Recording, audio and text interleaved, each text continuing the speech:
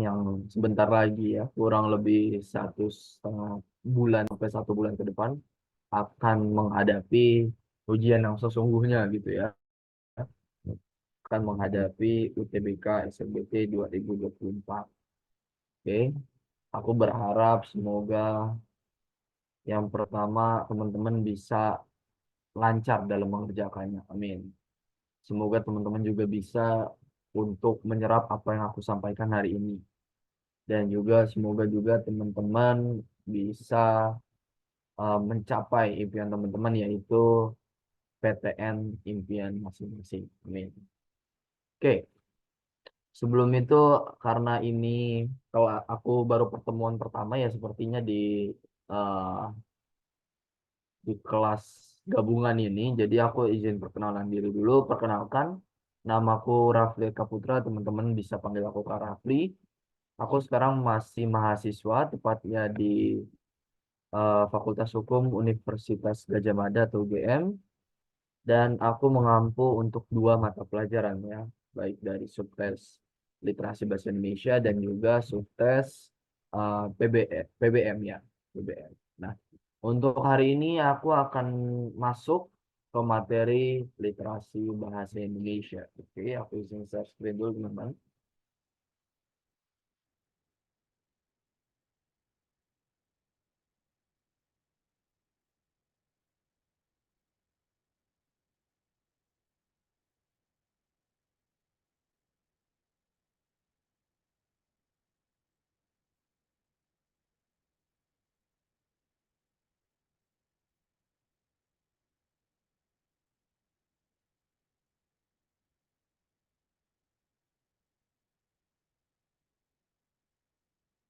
Apakah sudah terlihat teman-teman? Sudah. Oke, siap. Oke, pada pertemuan pertama kita hari ini ya mengenai literasi bahasa Indonesia, aku akan menjelaskan mengenai ide pokok. eh Mungkin satu atau dua orang aja ada yang tahu ide pokok itu apa? Monggo, teman-teman. 30 orang di ruang Zoom ini, ide pokok itu apa sih menurut teman-teman? Lebih ke gagasan utama gak sih, Kak? Oke, gagasan utama. Yang lain ada lagi? Ide dari sebuah kalimat. Oke, sip. Aku ambil gagasan utama dan ide dari sebuah kalimat. Nah, sebelum kita masuk ke materi ya, aku bisa katakan ide pokok ini adalah materi yang paling sering muncul di UTBK ya. Baik dari ini kita mencakup semuanya ya, bisa PU, bisa PPU, bisa PBM, bisa literasi bahasa Indonesia. Ide pokoknya ada satu nomor ya, satu nomor dari 4 subtes tersebut yang berbicara mengenai ide pokok ya. Paling banyak memang di literasi bahasa Indonesia, bahkan di literasi bahasa Indonesia itu bisa aku bilang bahwa itu bisa 2 sampai 3 nomor sendiri. Nah, tadi ada yang bilang gagasan utama atau ide dari sebuah teks gitu ya. Oke. Sebenarnya ini kita akan masuk ke teori ya 15 menit aja ya. Sisanya kita akan latihan soal, dan latihan soal. Ide pokok adalah gagasan yang menjadi dasar atau tumpuan yang dikembangkan ya untuk pemikiran selanjutnya. Nah, atau ide pokok adalah ide utama atau inti pembahasan dari suatu paragraf. Ya, di sini gagasan yang menjadi dasar, oke, atau tumpuan untuk pemikiran selanjutnya. Ya, bisa juga ide pokok adalah ide utama atau inti pembahasan. Nah, jadi ide pokok itu kalau misalkan aku bisa katakan, ide pokok itu adalah satu kalimat, yang mana kalimat tersebut menjiwai seluruh isi paragraf atau seluruh isi teks. Nah, di paragraf kedua, kita akan ngomongin bagaimana mengenai model-model soal yang akan kalian temui. Ya. Nanti model soal yang akan kalian temui pertama bisa nanyain tentang ide pokok, ya. Yang kedua bisa ngomongin gagasan pokok, ya. Bisa ngomongin inti pembahasan. Bisa juga masalah utama. Bisa juga ide utama. Dan yang dipisahkan adalah kalimat utama. Terus, udah. Terus.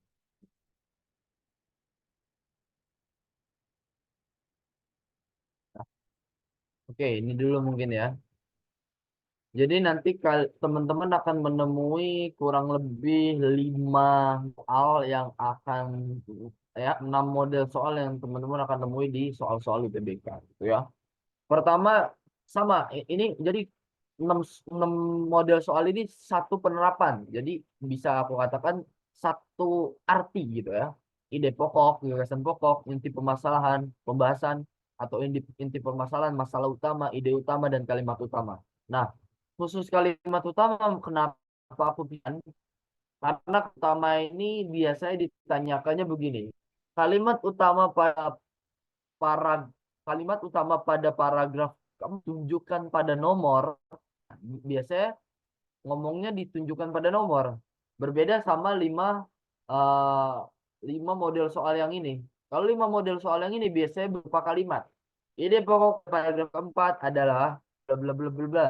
Tapi kalau itu biasanya memakaikan nomor gitu. Nah, tapi kita atau tips trik kita dalam menjawab 6 soal ini sama kayak gitu.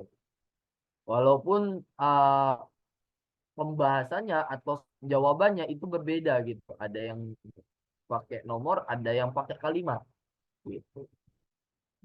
Pokok pikiran ya sama dengan gagasan utama, sama dengan gagasan pokok, sama dengan ide pokok. Nah, ini teman-teman. Biasanya ide pokok terdapat dalam kalimat utama dan kalimat pengembang, pendukung, atau penjelas. Nah, dalam bahasa Indonesia itu dikenal namanya kalimat utama, ya, dan kalimat penjelas. Di dalam kalimat utama, nih, ini kita membedah kalimat utama dulu ya. Kalimat utama itu ada dua, ya. Kalimat utama yang ada di awal, ya, bisa di awal dia, atau bisa di akhir, ya. Jadi kalimat utama itu ada yang di awal, ada yang di akhir. Kalimat utama itu apa? Kalimat yang menjiwai seluruh isi paragraf. Jadi dengan satu kalimat, ya, kalimat tersebutlah yang uh, uh, menjelaskan semua isi teks tersebut. Jadi kalimat utama itu kalimat yang benar-benar pokok dan inti gitu. Nah, memang kita sering mendengarnya adalah di awal. Bahkan kebanyakan mayoritas di awal gitu kan. Tapi hati-hati, nanti bisa jadi di dalam soal itu ada di akhir. Oke. Kalau kalimat awal di akhir, kalimat utama itu ada di awal, maka kalimat penjelas itu biasanya dari kalimat eh, setelah awal sampai akhir. Jadi misalkan ada ini aku jelasin dulu ya, kalimat penjelas adalah kalimat yang menjelaskan kalimat utama, ya. Intinya biasanya ada kata-kata rujukan kayak itu, tersebut. Nah, kalau tersebut, selain itu, berarti kan itu ada kalimat sebelumnya, dan kalimat sebelumnya itu yang dinamakan dengan kalimat utama, ya. Kalimat utama yang menjiwai, sedangkan kalimat penjelas adalah kalimat yang menjelaskan kalimat utama. Misalkan contoh ya ada 6 kalimat, 1 sampai 6 gitu ya. Nah, kalimat satu itu adalah kalimat utama. Ini misalkan ya. Kalimat satu adalah kalimat utama. Maka kalimat 2 sampai kalimat 6 adalah kalimat penjelas gitu. Nah, sebaliknya, walaupun ini jarang ya, yaitu ketika kalimat utama itu ada di akhir, tapi tetap kita harus bisa melihat kalimat akhirnya juga gitu kan. Kalau misalkan ada paragraf 1 sampai 6, paragraf kalimat 6-nya itu berupa kalimat utama, sedangkan kalimat 1 sampai 5 itu adalah kalimat penjelas. Nah, ini cara menentukannya. Kalau misalkan kalimat utamanya ada di akhir. Kayak gitu. Nah, makanya kenapa di sini dikatakan kalimat utama bukan berarti kalimat pertama. Karena memang kita sering didoktrin dan sering kayak sering dicekokin bahwa kalimat utama itu udah pasti di awal. Belum tentu. Karena nanti dalam penerapannya bisa juga ada di akhir. Gitu. Nah, biasanya di pokok itu biasanya paling sering itu adalah di kalimat utamanya. Gitu. Oke, sampai sini teman-teman ada yang ingin ditanyakan sebelum aku next slide? Belum. Oke, yang lain? Cukup, Kak. Oke. Kak, izin tanya boleh? Kalau penandanya itu biasanya pakai apa ya, Kak? Dia kalimat utama gitu. Oke, kalimat ini sebenarnya kalau penanda ini baiknya kita memang melihat teks sih sebenarnya ya. Ah, di dalam teks-teks itu biasanya ini tergantung konteks kalimatnya ya.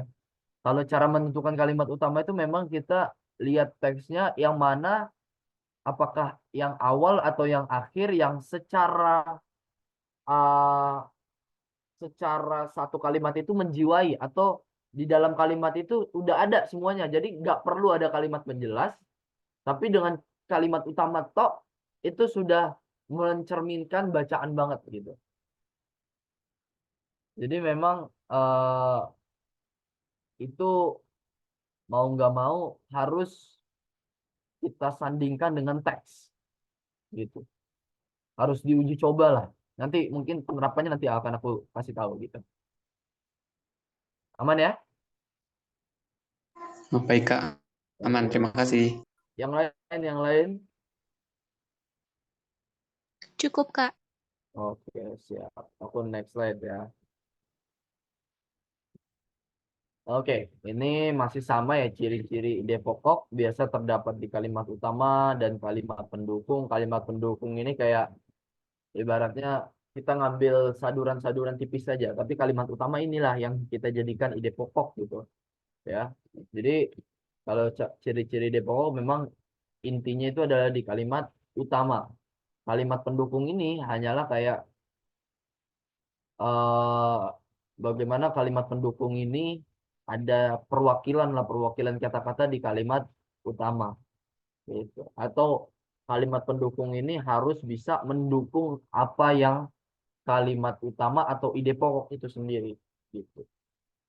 Terdapat alasan atau penjelas menguatkan kalimat utama. Nah, ini sama, ini kalimat pendukung atau kalimat penjelas tadi di mana dia nguatin kalimat utama dan merupakan inti dari paragraf itu sendiri seperti itu. Oke, aku rasa clear, kita lanjut. Nah, ini terakhir ya dari materiku sebelum kita masuk ke soal, karena kita mau nggak mau akan berkutat pada soal sebelum teman-teman nanti mengisi gitu kan, mengisi teks gitu kan. Kayak gitu. Oke, tips menentukan ide pokok. Nah, ini benar-benar harus teman-teman perhatikan empat tips ini ya. Ini berlaku, nomor satu ini berlaku di setiap materi.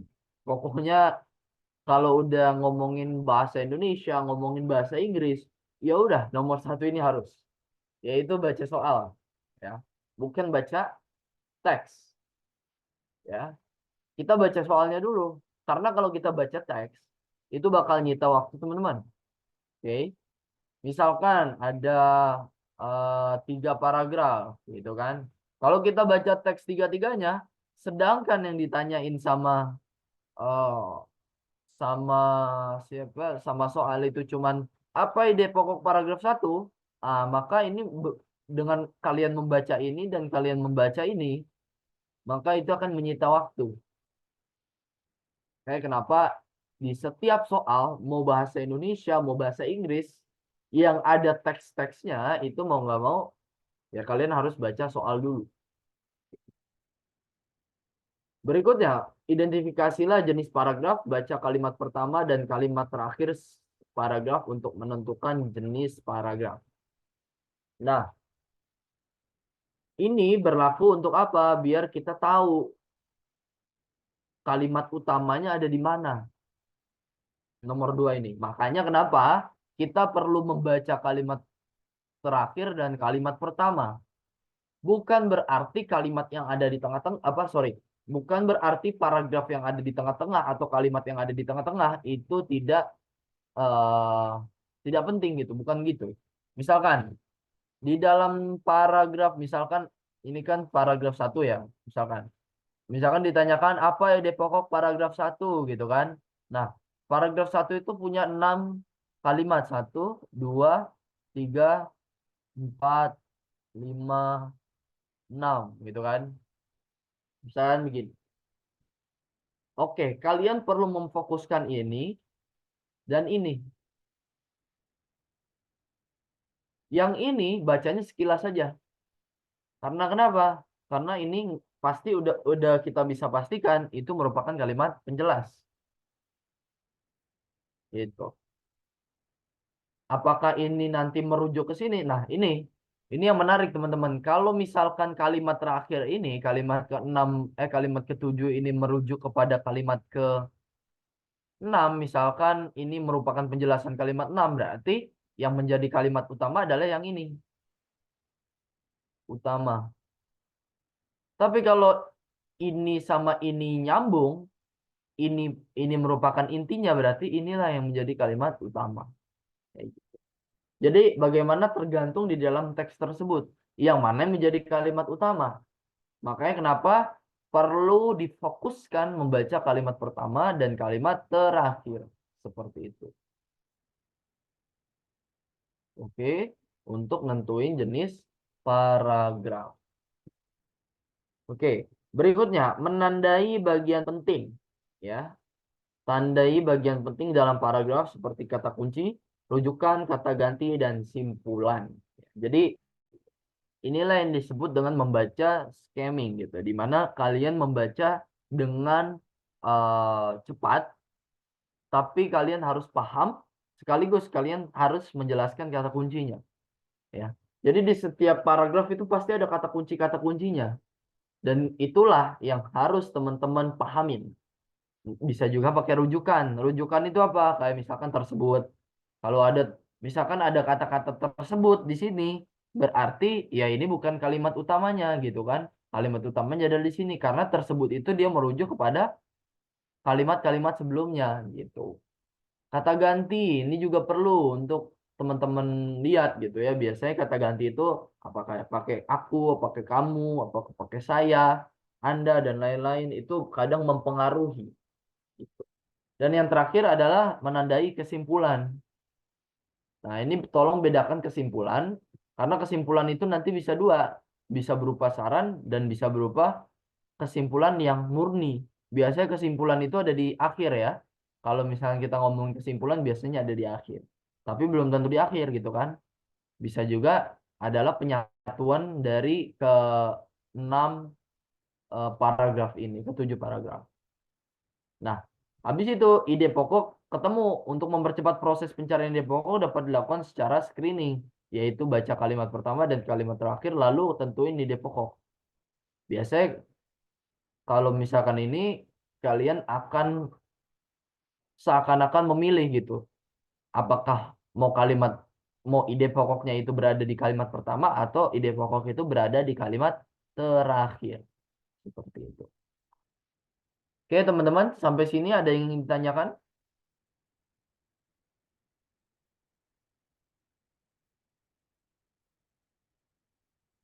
Belum, Kak. Oke, siap. Cukup. Kak. Cukup ya. Oke, aku tadi lupa ya, harusnya aku aku menyerahkan link apa? Menyerahkan pretest dulu, tapi ya apa sekarang aja ya. Karena teman-teman udah menyimak materiku, aku pengen melakukan semacam post test lah jatuhnya ya. Post test sesudah pembelajaran ini harusnya ada pretest gitu ya, biar ini, tapi aku kelupaan tadi. Jadi aku langsung kasih aja pre post test untuk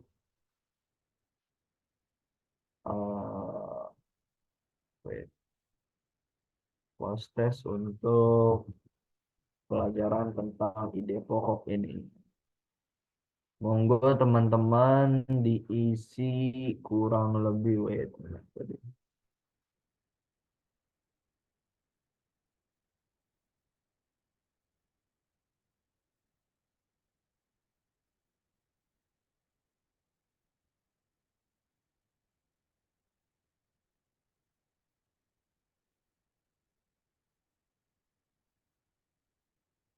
Oke, monggo teman-teman diisi untuk link post test ini ya.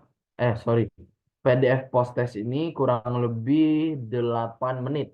Aku tunggu sampai 11 lewat 3 13 lewat 38 ya. Monggo sampai 13.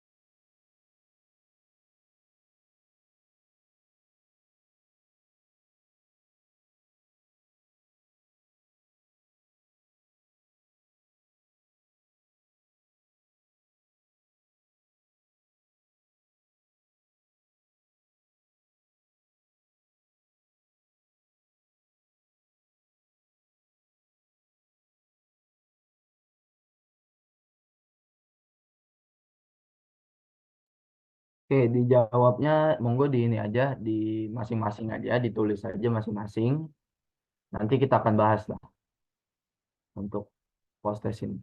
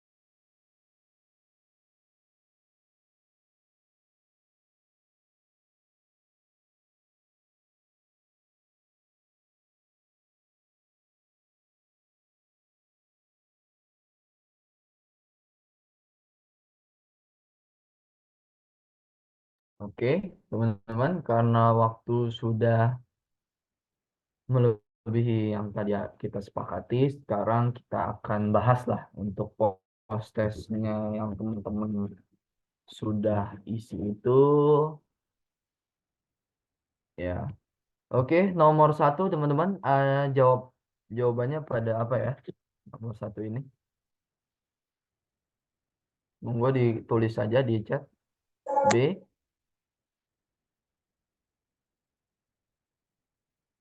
A, oke, B, oke, siap. Kita bahas satu-satu aja dulu ya. Jadi kita apa nggak langsung per ini ya. Jadi nanti per soal dulu aja. Jadi nggak langsung dibuat satu bubble chat gitu. Oke, B. Ada yang B, ada yang A. Oke. Ide pokok paragraf 3 ya. Ini kan langsung aja berarti kan kita baca soal sesuai yang tadi kita katakan. Ide pokok paragraf 3. Kita lihat paragraf 3. Satu, dua, tiga. Oke. Berarti mainannya di sini ya. Ya. Langsung aja apakah A, B, atau C gitu kan. Di sini, meski merugikan hasil pertanian, menurut Slamet, nah ini berarti kata Slamet nih. Kata Slamet apa? Kata Slamet itu ada dampak positif, ada dampak negatif nih. Yaitu apa? Merugikan hasil pertanian. Embun Upas juga punya dampak positifnya. Yaitu apa? Daya tarik buat wisatawan. Nah, untuk ke dataran Dieng. Nah, di sini banyak yang penasaran untuk melihat sendiri upas di pagi hari habis subuh biasanya sudah ramai para pengunjung yang datang ke Dieng. Nah, ini kan menjelaskan apa yang ada di kalimat pertama. Banyak yang penasaran untuk melihat sendiri embun upas di pagi hari. Oke. Habis subuh biasanya sudah ramai para pengunjung yang datang ke Dieng. Nah, ini kan beda nih. Beda jadi artinya gitu kan. Dia ini berarti kita ngomongin untuk melihat sendiri embun upas di pagi hari, banyak yang penasaran. Banyak yang penasaran berarti itu masuknya ke dalam daya tarik wisatawan. Berarti kalimat kedua adalah penjelas daripada kalimat satu. Berarti otomatis kalimat satu adalah ide pokoknya, kalimat utama serta ide pokoknya. Coba lihat kalimat berikutnya. Menurut Selamat, embun upas ini biasanya datang mulai Juli sampai September mendatang jika musim kemarauannya panjang. Berarti menjelaskan tentang embun upas, ya. Setiap tahun fenomena embun upas pasti ada, cuma banyak yang belum tahu sehingga menjadi barang baru. Nah, karena dia menjadi barang baru, ya, sehingga orang pada datang ke dataran Dieng, ini daya tariknya meningkat gitu kan. Kalau pun itu setiap tahun pasti keluar, cuma hanya berbeda-beda. Nah, karena ini barang baru dan ibaratnya cuma beberapa bulan doang, maka daya tarik wisatawan menjadi tinggi. Maka dari itu betul jawaban teman-teman, jawabannya adalah yang B. Embun upas jadi daya tarik, ya kan, meskipun katanya merugikan hasil pertanian. Coba kita lihat, embun upas adalah embun es di wilayah Dieng. Itu adalah yang paragraf pertama. Embun upas adalah embun es kembali muncul di dataran Dieng. Dataran tinggi Dieng. Itu kali paragraf pertama. Terus yang D, tadi ada yang bilang juga. Warga sulit mengantisipasi datangnya embun upas setiap tahun. Tidak ada kata-katanya ya mengenai warga. Di sini cuma dikatakan setiap tahun fenomena embun upas pasti ada, cuma banyak yang belum tahu. Bukan warga sulit mengantisipasi. Ini secara tulisan berbeda. Jadi jawaban yang paling benar adalah B. Seperti itu. Oke, berikutnya. Nomor 2. Ada yang bisa jawab nomor 2 pada jawab apa nih, teman-teman? D, Kak. Oke, D. Oke, ya. Angka kasus kekerasan terhadap perempuan dan anak di eh, Kabupaten Semarang tinggi, ya kan? Nah, benar ya, ini sesuai dengan paragraf pertama ya di sini. Kenapa? Karena kalau kita ngomongin paragraf kedua sampai berikutnya, itu adalah penjelas dari catatan yang masuk ke kami sebanyak 53 kasus kekerasan seksual perempuan dan anak terjadi baik secara fisik, psikis maupun seksual. Nah, itu kan ngomongin yang kalimat pertama kayak gitu. Nah, apa bedanya D sama E? Ada yang bisa kasih aku gambaran apa kenapa nggak yang E aja? Ada kata se-Indonesianya, Kak. Oke. Sebenarnya yang dinotis itu bukan kata se-Indonesianya. Ya, itu bisa, tapi itu terlalu jauh, ya kan? Ibaratnya kata se-Indonesia itu udah melambangkan pasti salah gitu. Tapi ada kata yang agak mengecoh, yaitu kata tertinggi. Nah, apa bedanya tertinggi sama tinggi? Kalau tertinggi paling tinggi, ya. Oke, berarti ada berapa objek? Ada lebih dari satu dan dia Oke, yang paling tinggi. oke, betul. Betul ya. Jadi misalkan ya, eh, ada seorang ibu yang bilang ke anaknya, "Nak, kamu tuh tinggi banget." Ya kan? Tingginya dia itu 170 cm, ya kan? "Nak, kamu tinggi banget." Tapi pas di eh, bandingin sama saudaranya, ya kan, di Papua gitu kan. Saudaranya di Papua punya tinggi 190. Maka yang paling tertinggi dari dua orang ini adalah dia. Karena kenapa? Karena ada pembandingnya. Gitu. Makanya kenapa kata ter, bahkan kata imbuhan sekalipun, itu punya makna khusus gitu kan eh, di dalam cara kita untuk melihat sebuah kata seperti itu. Jadi ya, setiap kata-kata imbuhan termasuk kata ter itu punya makna khusus di dalamnya. Ya, kata tertinggi berarti dia punya pembanding. Makanya kenapa jangan pernah membandingkan diri kita dengan orang lain karena biasanya kata ter itu akan muncul gitu. Misalkan ada dua wanita yang satu menurut A cantik tapi ketika sudah dibandingkan maka kalah cantiknya gitu kan. Jadi kalau udah ada pembanding, maka disitulah kata termasuk seperti itu. Jadi benar jawaban teman-teman, yaitu jawaban yang paling tepat adalah di pilihan yang D. Oke, yang C, yang C, sorry. Yang nomor 3 apa teman-teman? Ada yang bisa jawab?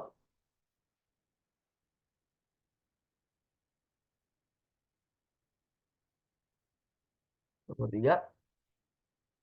A, oke, pada sepakat A. Betul ya, Juventus menyodorkan kontrak baru untuk Paulo Dybala. Jadi ini kita ngomongin langsung paragraf satu. Paragraf satu ini intinya cuma di sini dia nih ya. Juventus akan menyodorkan kontrak baru. Untuk siapa? Untuk Paulo Dybala. Kayak gitu. Ya. Habis itu berikut-berikutnya itu masih ngomongin tentang Paulo Dybala yang disodorkan kontrak sama Juventus gitu kan. Jadi jawaban yang paling tepat adalah yang A. Oke. Nomor 4. Silakan teman-teman. Nomor 4. Aku rasa juga gampang ini nomor 4.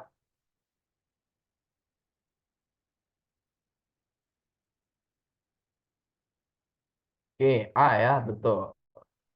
Ya, tinggal kita ngomongin Kim Pharma memberikan bantuan dana 1 M. Buat siapa? Buat RSCM. Ini tinggal kita padukan saja karena di paragraf kedua, di kalimat kedua, Direktur Umum Kimia Farma mengatakan sumbangan itu. Nah, kalau udah ada kata sumbangan itu, ya udah. Ini berarti sumbangan itunya merujuk kepada yang atas karena ada kata rujukan itu. Gitu. Jadi jawabannya adalah yang A. Oke, mungkin soal terakhir kayaknya banyak yang berbeda pendapat sih kataku. Oke, silakan soal nomor 5.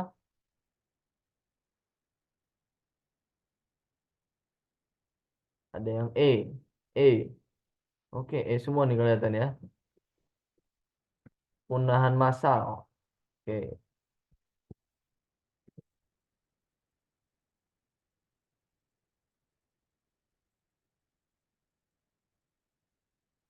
Oke, E semua ya. Alhamdulillah, untung teman-teman nggak ada yang terkecoh gitu kan. Ya, coba kita lihat ide pokok paragraf pertama. Bumi pernah mengalami kepunahan ya massal sekitar 359 juta tahun lalu yang terjadi menjelang akhir periode Denovian. Ya, ini kadang orang sering terkecoh gitu kan. Misalkan orang bilang B, orang bilang A gitu kan. Kondisi bumi pada periode Denovian. Oke, di sini ada memang kondisi bumi ya kan. Kondisi bumi pada periode Denovian ada, tapi di sini cuma ngomongin tentang menjelang akhir periode Denovian. Kalau kita ngomongin pembabakan waktu, waktu itu ada awal periode, ada tengah periode, ada akhir periode. Tapi kalau misalkan dengan A ini, ya kondisi bumi pada periode Denovian, di sini tidak dijelaskan bagaimana waktu awal periode Denovian, waktu tengah periode Denovian, tapi di sini cuma dijabarkan itu akhir periode Denovian. Yang B udah pasti tidak ya, karena B itu merupakan kalimat penjelas. Yang C, ya hasil penelitian mengenai ledakan bintang. Oke, ledakan bintang itu adalah penjelas ya di sini ya. Baru-baru ini petunjuk mengenai kepunahan purba tersebut yang membuat ilmuwan menyimpulkan jika kepunahan dipicu oleh ledakan bintang. Ya, semuanya itu bersumber dari kata kepunahan. Oke, baru-baru ini petunjuk tentang kepunahan tersebut yang merujuk kepada yang kepunahan massal 359 juta tahun lalu gitu. Yang D, proses musnahnya 70 spesies di bumi, bukan 70% spesies, tapi cuma 70% invertebrata saja gitu. Berikutnya terakhir, kepunahan bumi di masa lalu. Nah, ini yang jawabannya. Jawabannya adalah yang E sesuai dengan awal-awal paragraf. Oke, sampai sini teman-teman aman ya. Untuk 5 soal ini sebelum aku lanjut ke soal yang lain. Aman ya? Aman. Oke. Kak, aku mau tanya. Iya, silakan.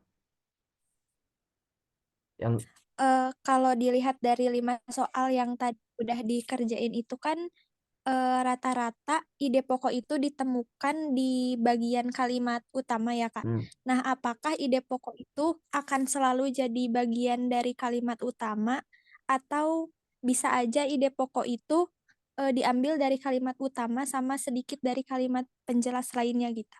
Nah, jadi nanti teman-teman akan dihadapkan itu kan tadi kayaknya kalau aku lihat-lihat ya, itu baru ide pokok paragraf ya. Ide pokok paragraf. Coba dilihat pretest tadi, ide pokok paragraf 1, ide pokok paragraf 2, paragraf 3 dan lain-lain. Beda kalau ngomongin ide pokok teks. Nah, kalau kita ngomongin ide pokok teks ya.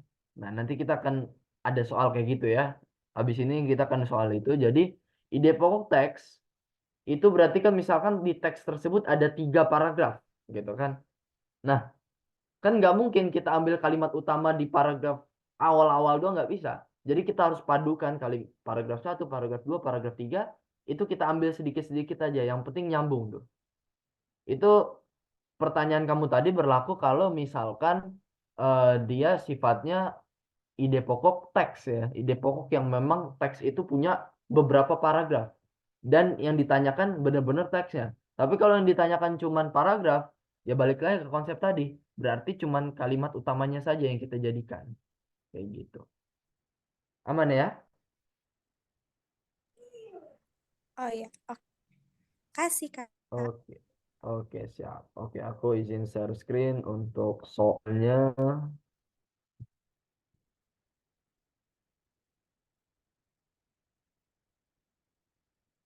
Di sini ada sekitar 4 soal, nanti kita akan sama-sama bahas.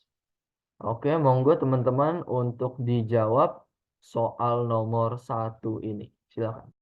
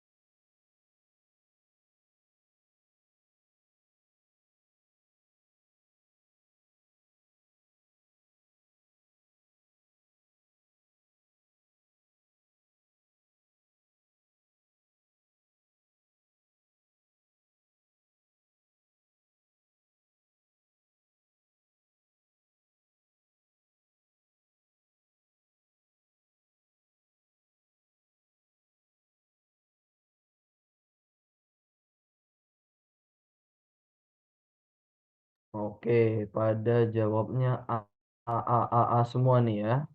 Oke, ada yang jawab B tapi satu. Oke. Oke, kita lihat ya masing-masing karena ini butuh ya lagi-lagi kalau kita ngomongin literasi bahasa Indonesia butuh ketelitian dalam membaca. Oke, ketelitian dalam membaca. Bukan cuman ngomongin baca doang, tapi teliti dalam membaca. Oke. Ide pokok paragraf 1 ya, ide pokok bacaan. Berarti kalau kita ngomongin ide pokok bacaan, kita akan ngomongin ini sama ngomongin ini. Nah, kalau kalau konsep yang tadi itu berlaku kalau dia yang satu paragraf. Tapi kalau misalkan konsep yang paragraf yang kayak bacaan tersebut kayak gini, yang artinya semua paragraf, mau nggak mau kita harus cari dulu ide pokok paragraf ini sama ide pokok paragraf ini, kemudian disatukan. Oke. Kemudian disatukan, akhirnya dapatlah jawaban ini. Jadi penyatuan. Oke. Staycation saat ini jadi sebuah tren healing di kalangan milenial. Nah, oke, jadi kita perlu baca ini dulu, kita tentuin dulu ide pokok yang ini, ya. Ide pokoknya di mana, ya kan? Coba kita lihat masing-masing paragraf gitu kan. Staycation saat ini jadi sebuah tren healing di kalangan milenial. Staycation, tren healing, ya kan? Ini kita cari kata kunci ya. Staycation saat ini jadi sebuah tren healing kalangan milenial. Sama lihat kalimat akhirnya. Liburan bisa menjadi pilihan penyembuhan apabila waktu yang dihadapi terkait dengan padatnya pekerjaan sehingga tidak memiliki waktu untuk istirahat. Ya, padatnya pekerjaan, waktu untuk beristirahat, penyembuhan, liburan. Ya, itu untuk yang tadi metode kalimat pertama sama metode kalimat akhir. Coba kita lihat bagaimana membaca itu secara keseluruhan tapi sekali baca aja gitu. Staycation saat ini jadi sebuah tren healing di kalangan milenial. Padahal healing, nah ini kalimat kedua, ini udah berkontradiksi dengan kalimat pertama. Padahal healing atau penyembuhan adalah proses berkelanjutan yang tidak dapat sembuh hanya dengan sekali berlibur. Galang bilang bahwa ada salah kaprah tentang healing yang berkembang di masyarakat. Konsep healing saat ini dimaknai liburan atau staycation. Menyembuhkan itu proses membuat psikologis menjadi sehat lagi atau proses menyembuhkan mengobati diri secara psikologis. Liburan bisa menjadi pilihan penyembuhan apabila masalah yang dihadapi terkait dengan padatnya pekerjaan sehingga tidak memiliki waktu untuk beristirahat. Sebenarnya inilah yang aku maksud bahwa kalimat utama dari paragraf ini itu ada di akhir, teman-teman. Bukan di awal. Oke. Bukan tentang staycation saat ini. Karena kenapa? Karena ini tuh ya, ini tuh menjadi satu kesatuan. Ya. Sedangkan ini seakan-akan dikonter dengan pernyataan yang ini. Pernyataan dari kalimat 2 sampai kalimat terakhir paragraf 1. Jadi sebenarnya ide pokok dari paragraf 1 ini adalah liburan atau katanya liburan itu menjadi healing atau staycation gitu. Itu jadi pilihan penyembuhan kalau masalah yang dihadapi terkait padatnya pekerjaan bisa jadi tidak memiliki waktu untuk beristirahat. Jadi kita ngomongin tentang padatnya pekerjaan dan tidak punya waktu untuk beristirahat sehingga itu bisa jadi pilihan penyembuhan yaitu liburan. Bagaimana? Paragraf 2. Healing dengan liburan atau staycation ini menjadi cara yang cocok untuk mengatasi kelelahan kerja atau burnout. Setelahnya bisa melakukan penyembuhan sesuai dengan masalah yang dihadapi. Nah, kalau udah ada kata setelahnya, ini berarti kita coret dari kalimat utama. Pasti kalimat utamanya adalah di awal. Karena kenapa? Karena katanya di sini ini merupakan kalimat rujukan, berarti dia ini merujuk kepada kalimat sebelumnya. Kalimat sebelumnya bisa saja merujuk kepada kalimat sebelumnya sampai ke atas gitu kan. Jadi healing dengan liburan atau staycation ini menjadi cara cocok untuk mengatasi kelelahan kerja. Ya. Oke, coba dilihat apa apa kesamaan ide pokok pertama dengan ide pokok paragraf kedua. Lalu itulah yang menjadi jawabannya. Oke, itu yang menjadi jawabannya. Dan ide pokok paragraf pertama sama ide pokok paragraf kedua sama-sama ngenotis kata kerja, padatnya pekerjaan dan juga kelelahan kerja. Berarti di sini kita harus cari tahu dulu bahwa yang namanya kerja-kerja atau kelelahan itu bisa jadi pilihan kita, gitu kan. Coba tren healing di kalangan milenial itu cuman ngomongin yang bukan merupakan kalimat utama, ya kan. Tren healing di kalangan milenial ini bukan merupakan kalimat utama, ya. Berarti ini kita coret salah. Mengatasi kelelahan kerja dengan healing. Nah, inilah jawaban yang paling benar, yaitu yang B. Ya, mengatasi kelelahan kerja dengan healing. Karena di sini liburan bisa menjadi pilihan penyembuhan apabila masalah yang dihadapi terkait dengan padatnya pekerjaan sehingga tidak memiliki waktu luang. Liburan ini masuk ke dalam apa? Liburan itu masuk ke dalam healing, ya kan? Sedangkan di sini healing dengan liburan atau staycation ini menjadi cara cocok untuk mengatasi kelelahan kerja. Kayak gitu.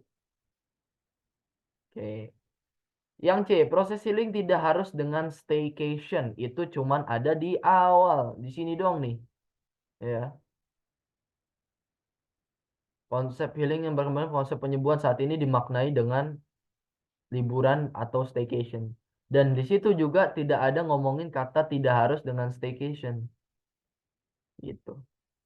Ya, jadi salah. Karena dia tidak menjiwai seluruh isi paragraf. Karena kenapa? Karena yang menjadi inti itu ada kata kelelahan dan padatnya pekerjaan di kalangan milenial. Kalau ada kata kalangan milenial, berarti kalangan milenial gitu kan.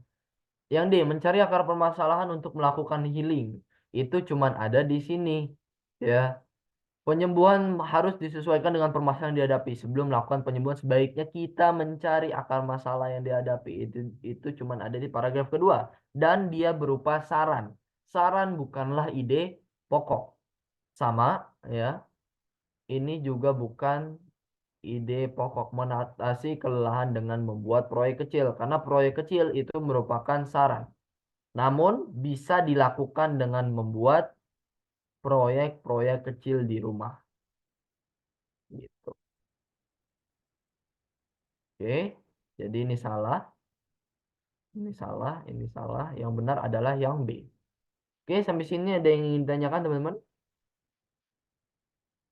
Untuk soal nomor 1. Cukup, Kak. Oke.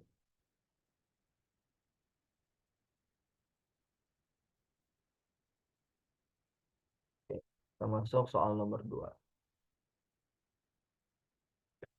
Silakan teman-teman untuk soal nomor 2 ini dijawab. Oke.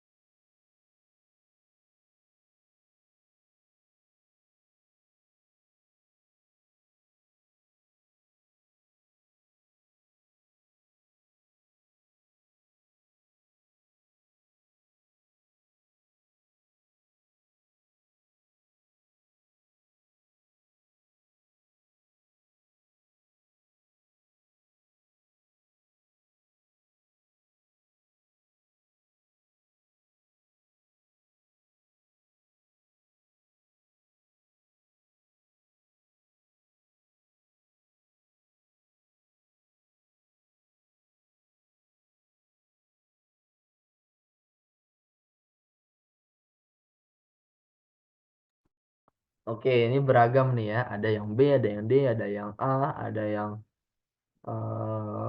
ada yang B, ada yang D, ada yang A. Oke, menarik, menarik, menarik. Oke, gagasan utama paragraf pertama ya. Ini mau nggak mau kita lihat ke paragraf pertama sampai paragraf pertama kalimat pertama dan kalimat akhir. Rumput laut merupakan komoditas unggulan yang memiliki peluang besar untuk dapat mengatasi persoalan kemiskinan. Keenam, rumput laut. Nah, ini udah pasti tidak bisa jadi eh, apa? Tidak bisa jadi kalimat utama. Karena kenapa? Kelima sama keenam. Kelima sama keenam. Oke. Kelima sama keenam. Mau nggak mau itu tidak menjadi paragraf atau tidak menjadi gagasan utama kayak gitu. Jadi pasti itu berada di awal. Oke, berada di awal. Nah, ini sebenarnya masuk ke pertanyaan yang tadi, yang awal tadi, yang menanyakan apakah itu sifatnya kalimat aja atau bagaimana. Ya, intinya kita harus melihat ya, yang pertama melihat itu secara keseluruhan. Oke. Apakah kalimat utama itu nyambung dengan berikutnya? Gitu kan? Nah, banyak yang orang jawab B. Ya, orang jawab B banyak nih sebenarnya. Tapi B itu adalah jawaban salah. Ya. Walaupun ini berada di awal, rumput laut adalah komoditas unggulan yang memiliki peluang besar untuk dapat mengatasi persoalan kemiskinan. Ya. Rumput laut sebagai komoditas unggulan di Indonesia.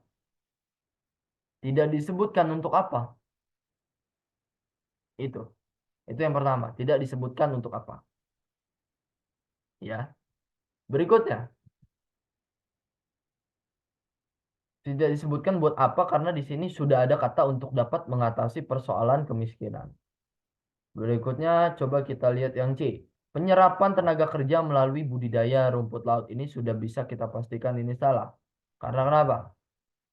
Karena di sini di C itu sudah jelas tertera di nomor 6. Keempat, rumput laut dapat menyerap tenaga kerja dan menciptakan lapangan kerja yang luas. Ini udah ada kata ke-6. Berarti ada kelima, keempat, ketiga, kedua, ke-1. Gitu kan? Maka dari itu udah pasti salah. Yang D, peluang rumput laut untuk mengatasi soal kemiskinan. Oke. Di mana? Di Indonesia? Di Malaysia? Apa di Cina? Tidak dijabarkan. Ya, tidak dijabarkan tempat. Di mana dia maunya? Apakah rumput laut itu ada di Cina atau di Malaysia tidak dijabarkan. Sehingga kita punya jawaban antara A atau E. Pemberdayaan rumput laut sebagai komoditas unggul atau upaya memakmurkan bangsa melalui budidaya rumput laut. Ya. Nah, ini sebenarnya dua kata kunci yang harus kita uh, garis bawahi sama-sama benar, yaitu kita harus pakai kata budidaya bisa, kita pakai kata pemberdayaan bisa. Ya. Kalau D, peluang rumput laut untuk mengatasi soal kemiskinan itu ada dua salahnya sebenarnya. Yang pertama, di mananya, dan yang kedua, apakah rumput laut itu bisa mengatasi soal kemiskinan gitu. Padahal rumput laut itu harus diapakan. Makanya jawabannya entah itu bisa dibudidayakan atau diberdayakan. Gitu kan? Masa rumput laut bisa mengatasi soal kemiskinan sendiri gitu, tanpa ada campur tangan manusia melalui proses budidaya dan pemberdayaan. Makanya kenapa peluang rumput laut, berarti kan gini, peluang Indonesia menang lawan Vietnam kemarin, berarti yang eh, yang melawan Indonesia kan, berarti objeknya tersebut, ya. Makanya kenapa di sini rumput laut merupakan komoditas unggulan yang memiliki peluang besar. Ya, rumput laut itu peluang besar karena dia komoditas. Kalau komoditas itu berarti sudah ada proses pemberdayaan dan proses budidaya. Seperti itu. Untuk dapat mengatasi persoalan kemiskinan. Nah, bisa pemberdayaan, bisa budidaya. Ya, jawabannya itu adalah yang A. Kenapa enggak yang E? Oke, pemberdayaan benar. Rumput laut sebagai komoditas unggul. Buat apa dan juga siapa yang melakukan? Maksudnya negara mana yang melakukan? Nggak dijelaskan. Buat apanya? Ya kita masuk buat memakmurkan atau mengatasi persoalan kemiskinan dan sama siapa yang dilakukan? Sama Indonesia gitu. Nah, kenapa yang A? Ini balik sama pertanyaan tadi bahwa kalau misalkan soal-soal ini kan kita bisa bilang bahwa kita hanya membaca kalimat 1, kalimat 2, dan kalimat 3. Kita nggak perlu membaca kalimat 4 sampai kalimat berikutnya. Karena kenapa? Ini udah pasti penjelas. Ya, ini udah pasti penjelas. Nah, kalimat utama, aku tidak pernah menjelaskan bahwa kalimat utama itu terdiri dari satu kalimat.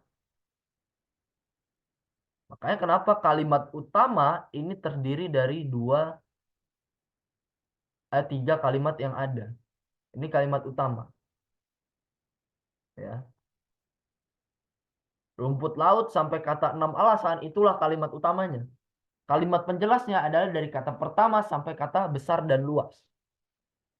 Nah, rumput laut merupakan komoditas unggulan. Oke, dia komoditas unggulan yang memiliki peluang besar untuk dapat mengatasi persoalan kemiskinan. Jadi, alurnya kan begini, rumput laut dibudidayakan, ya kan? Di mana tadi?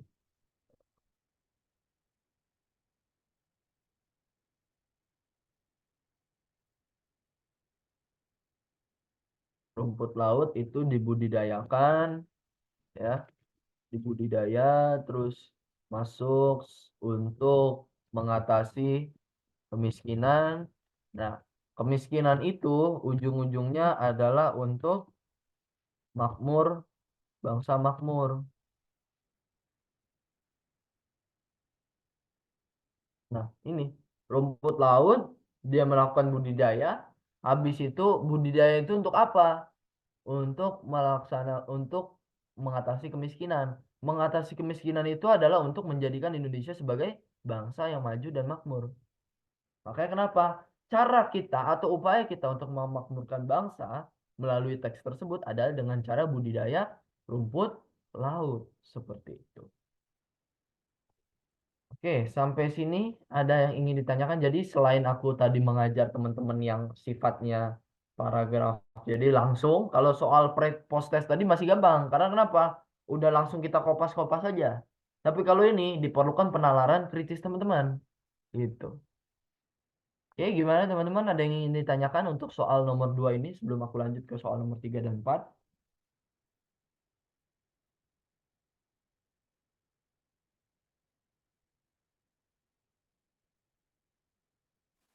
Belum, Kak. Oke, yang lain aman ya? Oke, Aman, oke, Kak. siap. Oke, kita masuk soal nomor 3. Oke, silakan teman-teman untuk dijawab soal nomor 3.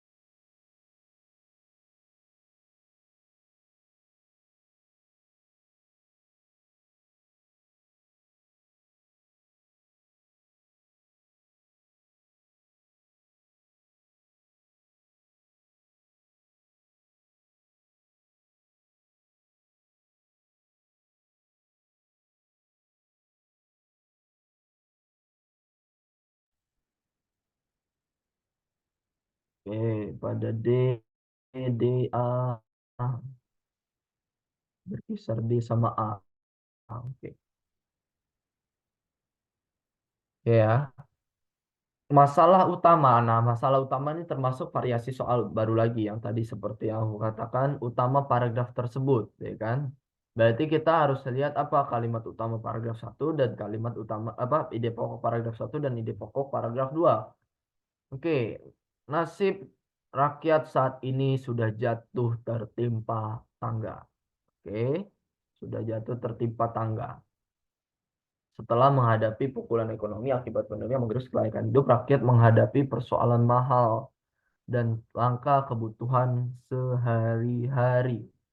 Berarti kita bisa ibaratkan ya eh, di sini adalah ketika kita ngomongin nasib rakyat saat ini sudah jatuh tertimpa tangga. Ya. Karena apa? Karena langka dan mahalnya kebutuhan sehari-hari. Ya, jadi ini merupakan penjelasnya. Ya, setelah pandemi COVID-19. Nah, kondisi ini tidak boleh dibiarkan. Kondisi ini berarti merefer ke sini. Ya, dan ini kalau teman-teman baca, ini cuma ngomongin saran dan solusi dari pemerintah. Oke. Kondisi ini berarti merefer ke sini kondisi tentang mahal dan langka kebutuhan sehari-hari yang di apa? Di refer oleh 11.000 dari yang dulu awalnya 9.000 gitu. Jawabannya adalah yang A ya teman-teman. Mahal dan langkanya kebutuhan pokok. Karena kenapa? Karena lagi-lagi di sini di refer ke sini. Oke. Apabila kita pakai yang B, nasib rakyat pandemi Indonesia, nasib rakyat Indonesia akibat pandemi COVID-19. Ya. Dalam sektor apa? Ini banyak. Apakah pendidikan? Apakah kesehatan? Apakah barang pokok? Tidak disebutkan. Subsidi pemerintah untuk kebutuhan pokok masyarakat itu merupakan solusi. Ya, itu pun solusi cuman solusi jangka pendek. Salah satu solusinya doang itu. Bukan solusi jangka pendek dan solusi jangka panjang. Ya. Janji pemerintah untuk merealisasikan swasembada kedelai. Ya. Ini solusi jangka panjang itu juga salah satu dari solusi jangka panjang. Janji pengawasan pemerintah dalam perdagangan kebutuhan pokok. Ya kan? Ini juga merupakan satu dari solusi jangka panjang ya kan pengawasan pemerintah mengawasi dan mengintervensi perdagangan kedelai di tanah air gitu. Jadi jawaban yang paling tepat adalah yang A. Karena kenapa? Di situ kita akan ngomongin kemahalan dan kelangkaan kebutuhan pokok. Di sini adalah solusi dari kemahalan dan kelangkaan eh jadi gini, ini sebenarnya lagi-lagi kita akan ngomongin eh, logika. Nasib rakyat saat ini ibarat sudah jatuh tertimpa tangga. Ini merupakan ide pokoknya gitu ya. Nasib rakyatnya gimana? Sengsara gitu kan. Saat ini, karena saat ini kenapa? Saat ini ya pastinya mahal dan langka kebutuhan sehari-hari gitu. Sudah jatuh tertimpa tangga karena sehabis COVID langsung mahal tuh barang-barang. Jadi intinya itu masalah utamanya adalah di mahal. Ingat ya, ini ngomongin masalah, bukan ngomongin solusi ya. Masalah utama ya, bukan ngomongin solusi. Itu juga yang harus teman-teman perhatikan ya. Kayak gitu. Oke, karena waktu udah agak mepet, aku langsung masuk ke soal nomor 4. Soal nomor terakhir sebelum aku tutup. Oke, silakan teman-teman. Harusnya gampang aja ini soal nomor 4. Silakan.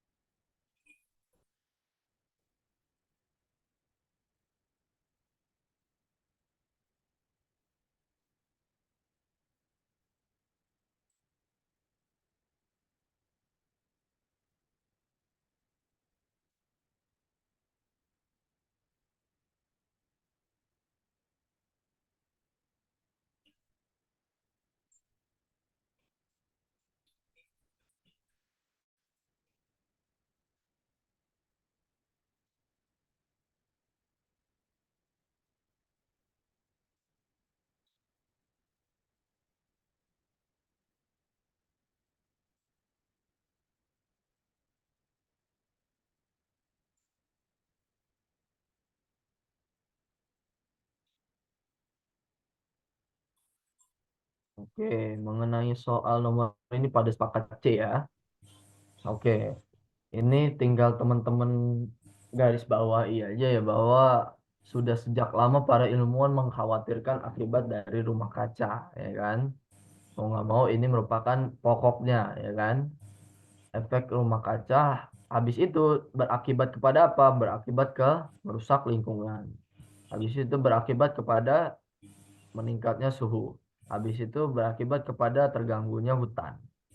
Dan habis itu berakibat juga mengurangi kemampuan untuk menyerap karbon dioksida di atmosfer. Jadi ini kayak inilah pokok masalahnya, rumah kaca. Seperti itu.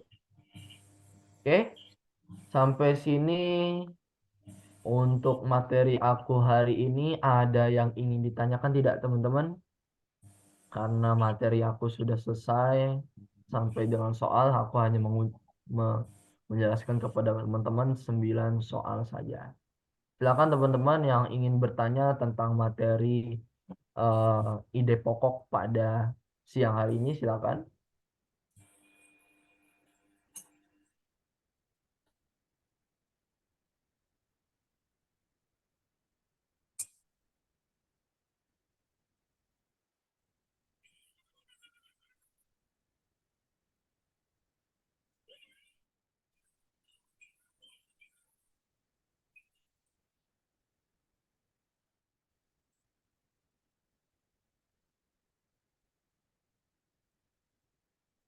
Yo, monggo ada yang tanyakan?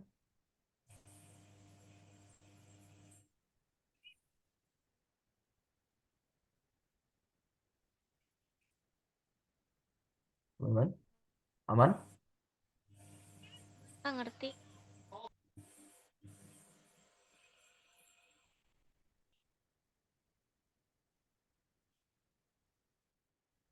Oke, oke, banyak nih ya.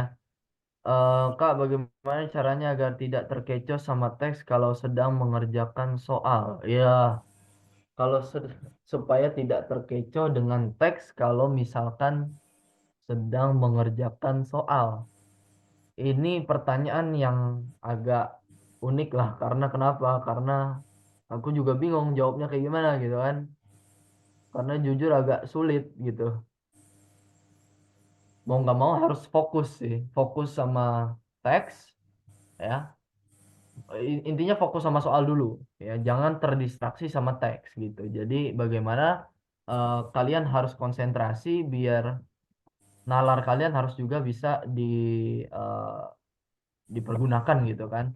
Karena soal UTBK tuh sebenarnya agak gampang, agak gampang itu karena kenapa? Karena dia sifatnya detail. Beda sama soal-soal tryout. Soal tryout itu biasanya jauh lebih susah dibanding soal UTBK. Tapi UTBK itu menuntut ketelitian teman-teman, ya, kayak gitu. Jadi saran aku kalau tidak terkecoh sama teks ya nggak ada jalan lain kecuali konsentrasi, nggak bisa. Karena perhatikan kata kunci masing-masing gitu. Kata kunci di bagian A, bagian B dan lain-lain. Aman, maaf Kak, tadi masuk agak telat. Kalau ide pokok dan gagasan utama tuh sama apa enggak kayak sama gitu. Bedanya ide pokok sama topik. Jadi kalau misalkan kita ngomongin eh, topik ya kan, kalau kita ngomongin topik, topik itu dia sifatnya lebih detail ya. Misalkan beda nih, sebentar. Topik itu dia lebih detail. Misalkan ide pokok nih ya. Ide pokok itu kita akan ngomongin cuman bagaimana ide pokok kedua paragraf ini, ya kan? Nah, ini ide pokok. Ide pokok itu adalah gabungan dari ini dan gabungan dari sini. Tapi kalau topik, jadi ini bahkan nanti kalau kita ngomongin topik itu turunannya banyak. Bisa tema, ya, bisa topik, bisa juga judul. Nah, tema itu biasanya lebih besar lingkupnya. Tema tema tema di dalam kutipan teks ini itu sifatnya temanya adalah tentang healing ya. Itu temanya tentang healing. Topiknya, nah topiknya kita lihat topiknya tentang apa, ya. Topik itu adalah turunan dari tema, ya. Berarti topiknya itu healing di kalangan milenial. Bahwa di kalangan milenial itu nanti berupa judul. Nah, judulnya itu apa? Kita beda juga, gitu kan? Ide pokok itu adalah penyatuan antara paragraf 1 dan paragraf 2. Tapi kalau topik itu bisa jadi cuman ada di paragraf 1 aja atau paragraf 2 aja bisa. Ya, jadi topiknya itu kalau di sini tren healing di kalangan milenial. Ini topik nih di sini. Karena healing itu udah berubah, healing itu udah jadi liburan, harus kayak gimana, harus kayak gimana. Nah, itulah topik. Kayak gitu. Oke, sampai sini clear ya, Kak Glades.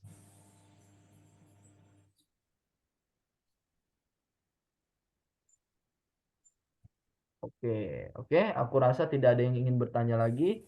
Kalau begitu, aku cukupkan untuk hari ini dengan mengutip kata-kata dari Bapak bangsa kita, yaitu Sultan Syahrir, ya Perdana Menteri pertama kita di tahun 1945-an awal, ya, sampai 1947 gitu kan. Beliau pernah mengatakan bahwa hidup yang tak diperjuangkan tak dapat dimenangkan. Jadi teman-teman di sini, hidup ini layaknya judi, ya. Layaknya judi dalam tanda kutip ya. Karena kenapa? Kalau hidup itu nggak kita pertaruhkan atau nggak kita perjuangkan, ya kita nggak bakal menang. Jadi mau nggak mau teman-teman di sini adalah teman-teman terpilih untuk bertaruh nanti di UTBK dan memperjuangkan ya apa yang menjadi impian teman-teman, dan insya Allah teman-teman akan memenangkan hal tersebut. Oke, mungkin itu aja dari aku. Kurang lebihnya mohon maaf. Terima kasih atas perhatian teman-teman. Wassalamualaikum warahmatullahi wabarakatuh. Aku kembalikan ke Kak Mentor. Makasih Kak. Waalaikumsalam warahmatullahi wabarakatuh. Makasih, Kak.